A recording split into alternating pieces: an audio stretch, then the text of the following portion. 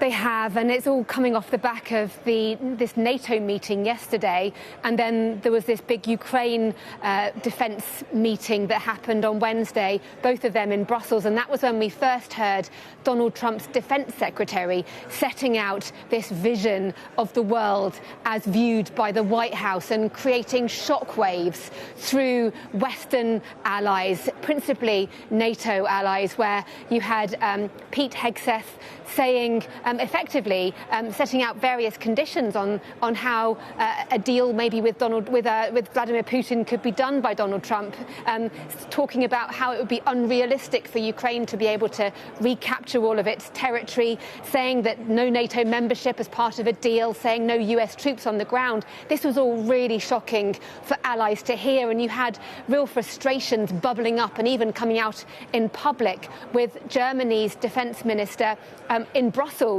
criticising the Americans, saying it's not wise to give these kind of concessions before the negotiations have even taken place. And then again today, in response to JD Vance, the US vice president, criticising, really laying into Europe in terms of the way that they are, maybe a bit more restrictive when it comes to hate speech and things like that, saying that, basically sort of laying into their democracy. And the German defence minister came out again and said it's not really for America to be making that kind of criticism. And I think that public clash really does point to, and I heard it, these private concerns about the direction of travel. The problem is, though, that Europe, given its hollowed out defences, really needs America. And of course, they are allied and allies since the end of the Second World War. And in a world where you have Russia, China, North Korea and Iran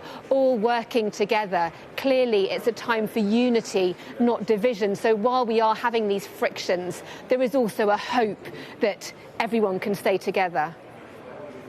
Yeah, let's hope so. Deborah, you spent a lot of time in Ukraine, of course, of late. How's all this playing out there? We're only a week away, aren't we now, from the 3rd anniversary of the invasion of Ukraine?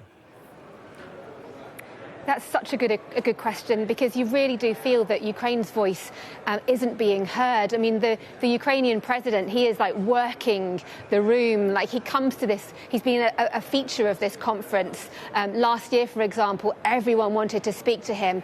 This year, of course, everyone still wants to speak to him, but it's a bit more awkward because of the language coming out of the White House.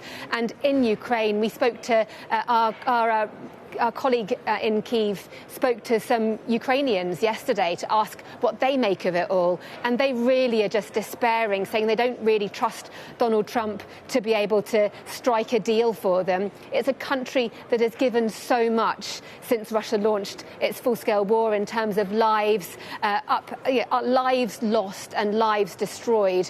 And they do not want to see any kind of end to the war that potentially leaves that country exposed to further fighting. But they do want an end to this conflict because they are tired, but they want it to be on their terms. OK, Deborah, in Munich, thank you for now.